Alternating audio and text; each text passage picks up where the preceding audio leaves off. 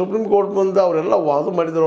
ಅವ್ರ ಹೆಂಡತಿ ಅವರು ವಾದ ಮಾಡಿಸುವಷ್ಟೆಲ್ಲ ಒಳ್ಳೆ ವಕೀಲರು ಇಟ್ಕೊಂಡು ವಾದ ಮಾಡಿ ಅವೆಲ್ಲನೂ ಸುಳ್ಳಿದ್ದಾವಪ್ಪ, ದೇಶದ್ರೋಹಿ ಏನೋದು ಪ್ರೂವ್ ಮಾಡೋಕ್ಕೆ ಸಾಧ್ಯ ಆಗಿರಲಿಲ್ಲ ಇದುವರೆಗೆ. ಮುಂದೆ ಆಗೋ ಸಾಧ್ಯತೆಗಳು ಭಾಳ ಕಡಿಮೆ ಇದ್ದು.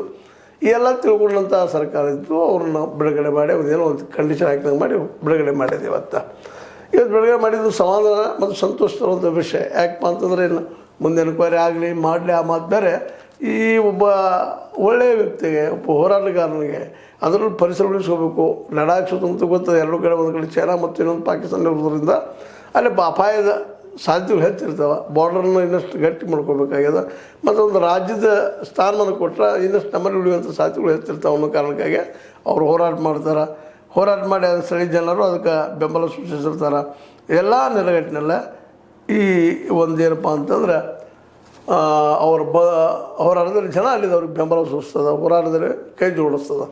ಅದಕ್ಕೆ ಕೊನೆಗೆ ಸುಪ್ರೀಂ ಕೋರ್ಟು ಅದಕ್ಕೆ ತಲೆ ಅಲ್ಲಾಡಿಸಿ ಇರ್ಬೋದು ಅನ್ನೋಂಥ ಒಪ್ಪಿಗೆ ಕೊಡುವ ಸಂದರ್ಭದಲ್ಲೇ 6 ತಿಂಗಳ ನಂತರ ಏನು ಮಾಡಿರಪ್ಪ ಅಂದ್ರೆ ಸೋನು ವಾಂಗ್ಚುಕ್ ಅವರನ್ನು ಬೇಷರತಾಗಿ ಬಿಡುಗಡೆ ಮಾಡ್ತಾರೆ.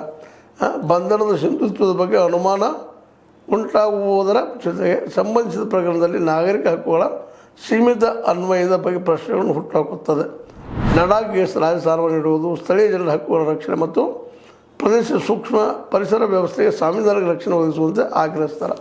ನಮ್ಮ ಪರಿಸರ ಉಳಿಬೇಕು, ಎಲ್ಲರೂ ಆಗಬೇಕು, ಯಾರು ಬಂದಿಲ್ಲ ಕೆಲಸದ ಪರಿಸರವನ್ನು ನಮ್ಮ ಲಡಾಖ್ ಪರಿಸರ ಉಳಿಬೇಕು, ರಾಜ್ಯ ಆಗಬೇಕು, ಜನರು ಒಳ್ಳೆಯದಾಗಿರ್ಬೇಕು ಅನ್ನೋಂಥ ಡಿಮಾಂಡ್ ಇರೋ ಒಂದು ಏನೋ ಮೂಮೆಂಟ್ ಮಾಡ್ತಾರೆ. ಅನೇಕ ಸಲ ಕೇಂದ್ರ ಸರ್ಕಾರಕ್ಕೆ ಮನವಿ ಮಾಡಿದರು, ಯಾವ ಸ್ಪಂದನೆ ಸಿಗದಾಗ ಹೋರಾಟ ಇಳಿತಾರೆ ಅನ್ನೋಂಥ ಒಂದಿಷ್ಟು ಮಾತುಗಳು ಬರ್ತಾವೆ.